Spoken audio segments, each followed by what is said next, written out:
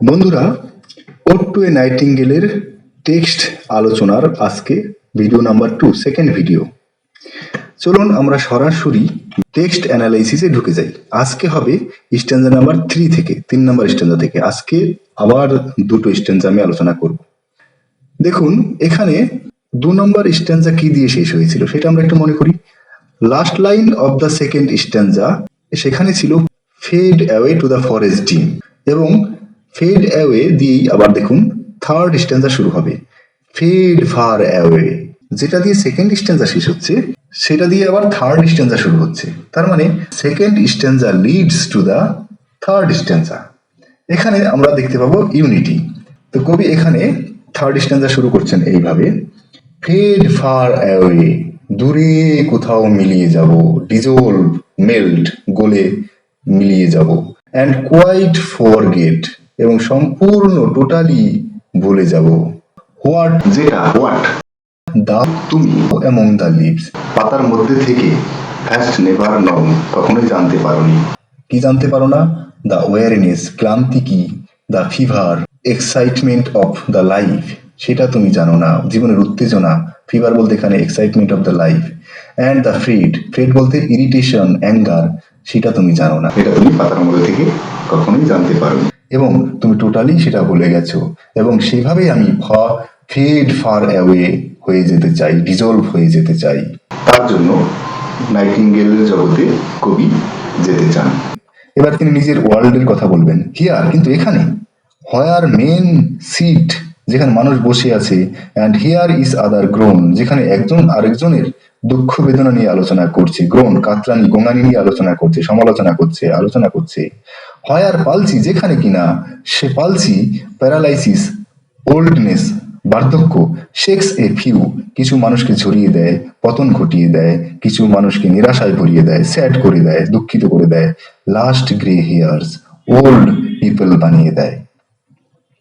হোয়ার youth gross পেল, যেখানে যৌবন পেল, মলিন হয়ে যায়, অ্যান্ড স্পেক্টার থিন, এবং thin like ghost or skeleton, কঙ্কালের মতো শুকিয়ে যায়, অ্যান্ড ডাইজ, শেষে মারা যায়।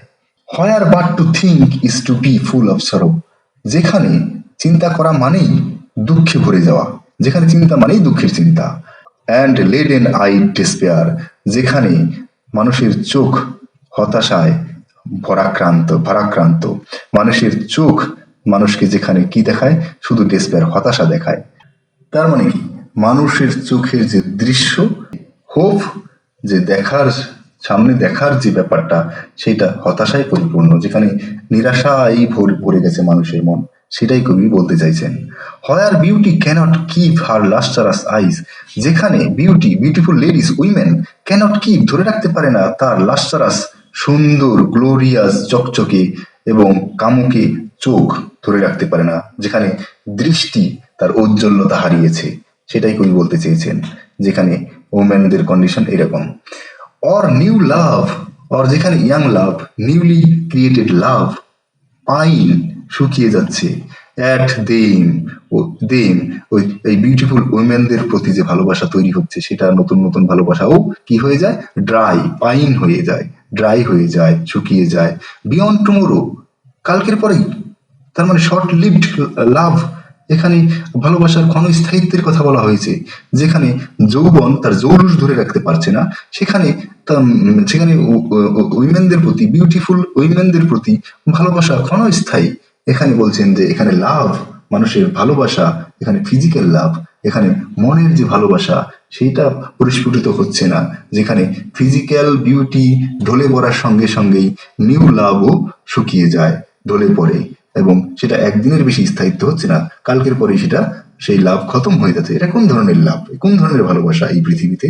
তো কবি এখানে কম্পেয়ার করছেন যে, hey bird, O nightingale, your world is better than this my world, and this is why I am going to transfer myself from this world to your world.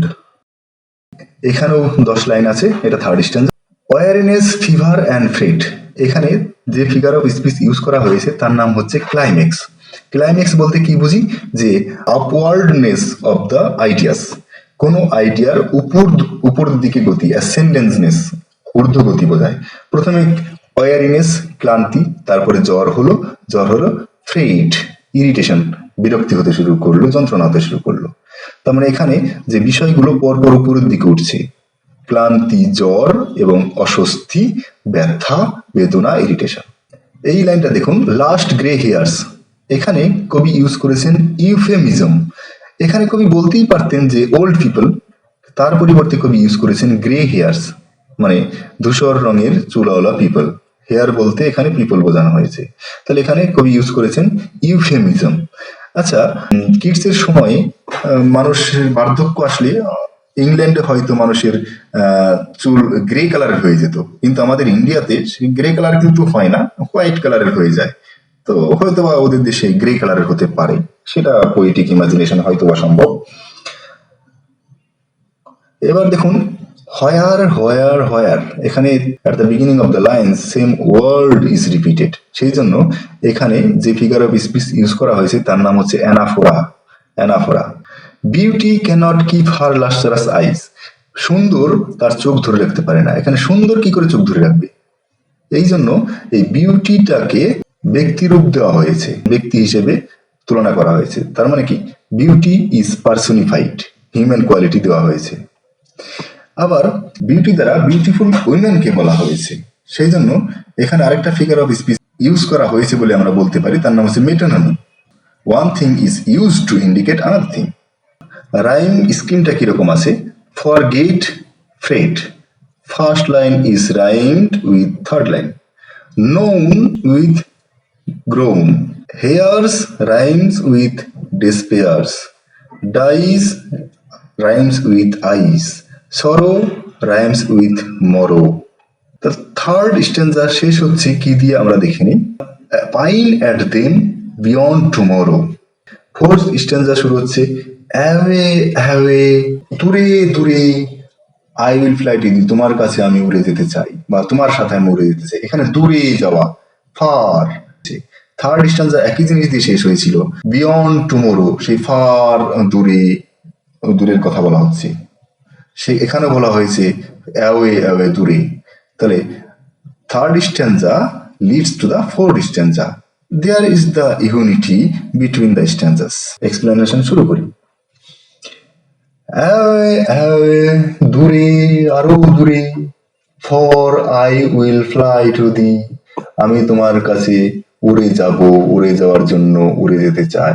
Not charioted by Bacchus and his pards, সেই ব্যাকাসের মতো, ব্যাকাস যেমন তার চিতাবাঘের উপরে, চিতাবাঘ ব্যাকাসের বাহন, তার উপরে বসে যেমন যাত্রা করে, জার্নি করে, আমি সেই রকম চ্যারিওটেড, সেই রকম রথে চড়ে যেতে চাই না।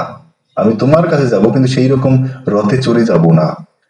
এখানে গ্রিক মাইথোলজির আরেকটা গল্প আমরা জানতে পারি এখান থেকে, কারণ পোয়েট এখানে হেলেনিজম ইউজ করেছেন। আবার ব্যাকাস হচ্ছেন Greek and Roman god of wine and fertility, এবং পার্ডস হচ্ছে তার বাহন। তার মানে কি, যখন কেউ ওয়াইন পান করবে সে উন্মত্ত হয়ে যাবে, হিংস্র, ক্ষিপ্র হয়ে যাবে, এবং তার বাহন হবে পার্ডস, চিতাবাঘ। সেটাও একটা ওয়াইল্ড অ্যানিম্যাল।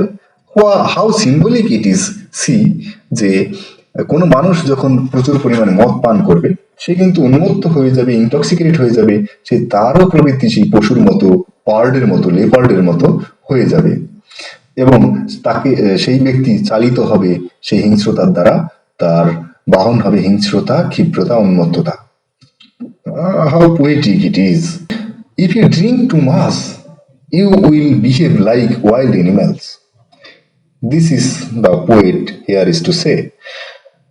বলেছে আমি কিন্তু সেই রকম উন্মত্ত, ক্ষিপ্র হয়ে, সেই মতো ইনটক্সিকেটেড হয়ে তোমার কাছে যেতে চাই না, কিন্তু কিভাবে যেতে চাই, কিন্তু আমি তোমার কাছে যেতে চাই অন দ্য ভিউলেস উইংস অফ পোয়েজি, কবিতার কল্পনার পাখায় ভর করে। যে পাখাটা ভিউলেস, দেখা যায় না, যে পাখাটা হচ্ছে ইমাজিনেশনের পাখা। পোয়েজি বলতে এখানে ইমাজিনেশনকে বোঝানো হয়েছে, সেই ইমাজিনেশনটা হচ্ছে পোয়েটিক ইমাজিনেশন। সেই ইমাজিনেশনের কল্পনার পাখায় ভর করে আমি তোমার দেশে যেতে চাই। দো দ্য ডাল ব্রেইন পারপ্লেক্সেস অ্যান্ড রিটার্ডস, যদিও মানে আমি তোমার কাছে যেতে চাই, তোমার দেশে যেতে চাই, তো যদিও আমার এই পোড়া মস্তিষ্ক, ডাল ব্রেন, মাই মাই ফিজিক্যাল ব্রেনের কথা বলা হচ্ছে, মাই ফিজিক্যাল ব্রেন পাজলস মি, আমাকে বাধা দেয়, আমাকে হতভম্ব করে, অ্যান্ড রিটার্ডস এবং হিন্ডার মি, প্রিভেন্ট মি, বাধা দিচ্ছে, যদিও আমাকে বাধা দিচ্ছে তবুও কিন্তু আমি যাবো। অলরেডি উইথ দি, অলরেডি আমি তোমার দেশে চলে এসেছি, এতক্ষণ বলছে যাবো, কিছু করার নেই, কিন্তু এখন তিনি কল্পনা করছেন পারছেন যে আই অ্যাম অলরেডি উইথ দি, কবি এখন পাখির দেশে পাখির সাথে বিরাজ করছেন। কবি নিজের আইডেন্টিটিকে এখানে নেগেট করে দিচ্ছেন, নিজের যে physical existence in this world he is denying this, and this negative quality is called negative capability. And এখানে আমরা কিটসের, রোমান্টিক পোয়েট কিটসের নেগেটিভ ক্যাপাবিলিটি ভালো মতো দেখতে পাচ্ছি। অলরেডি উইথ দি, আমি অলরেডি তোমার সাথে এসে গেছি বন্ধু। টেন্ডার ইজ দ্য নাইট, আজকের রাতটা খুবই সুদিন, মিষ্টি, নরম। বন্ধুরা দেখুন, টেন্ডার ইজ দ্য নাইট, এই কবিতার এই কথাটা, টেন্ডার ইজ দ্য নাইট, এই কথাটা থেকে উদ্বুদ্ধ হয়ে আমেরিকার একজন রাইটার এফ স্কট ফিজেরাল্ড একটা নোভেল লিখেছেন।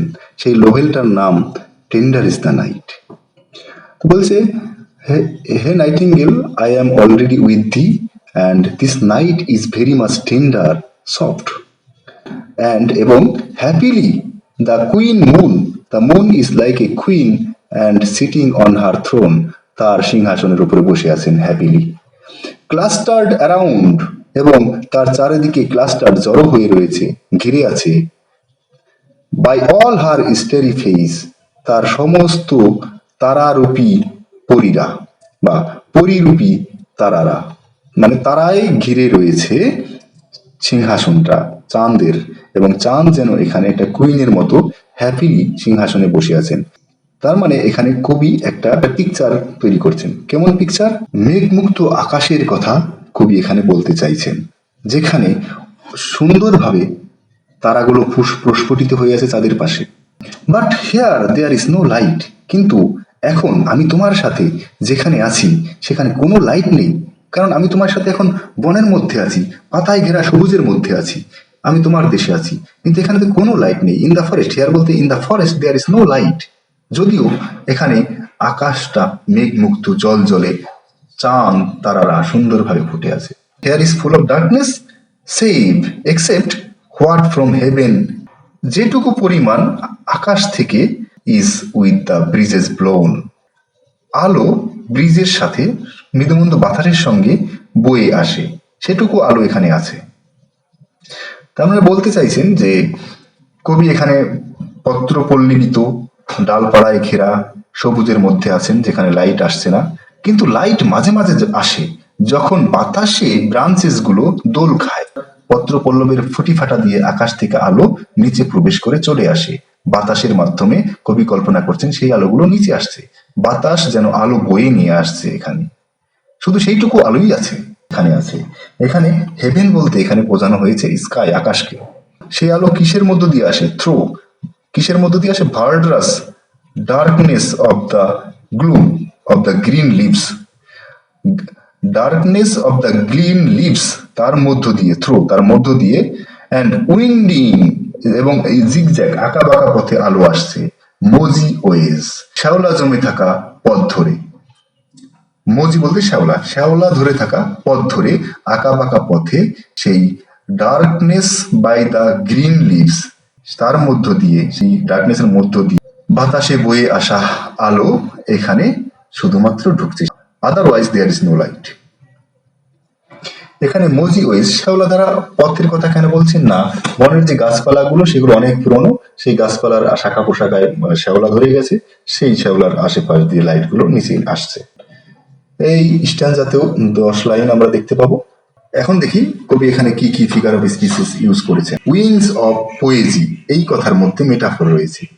উইংস অফ পোয়েজি, এখানে কবি ইমাজিনেশন, পোয়েটিক ইমাজিনেশনকে একটা পাখির সঙ্গে তুলনা করেছেন, ডিরেক্ট কম্প্যারিজন। আবার মেটাফর দেখতে পাবো কুইন মুন, মুনকে কুইনের সঙ্গে তুলনা করা হয়েছে, moon is like a queen, এখানে ডিরেক্ট কম্প্যারিজন, এখানে এই জন্য এখানে লাইক, অ্যাজ, সো এসব ইউজ করা হয়নি, ডাইরেক্টলি বলা হয়েছে মুন ইজ দ্য কুইন। বা কুইন ইজ দ্য মুন। এখানে মেটাফোর, মুন এখানে সিটিং, বসে আছে in her on her throne. তাহলে এখানে মুন কি করে বসবে? একজন মানুষ বসতে পারে, হিউম্যান বিইং বসতে পারে, বা কোনো অ্যানিমেল বসতে পারে। তাহলে এখানে lively quality, quality of life is conferred on the moon. এই জন্য এখানে যেটা ইউজ করা হয়েছে সেটার নাম হচ্ছে পার্সনিফিকেশন, ব্যক্তিরূপ আরোপ করা হয়েছে। ব্রিজেস ব্লোন লাইটের কথা বলা হয়েছে। ব্রিজেস ব্লোন ব্রাঞ্চেস হতে পারে, কিন্তু এখানে বলা হয়েছে ব্রিজেস ব্লোন লাইট।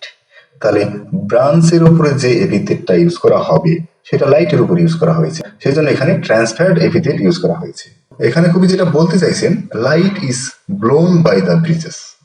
আবার এই লাইনটাতে কবি ইউজ করেছেন অ্যালিটারেশন, মানে repetition of the consonant sound. সেটা কোথায় আমরা দেখে নিই, বলেছে breezes blown, B sound repetition হচ্ছে।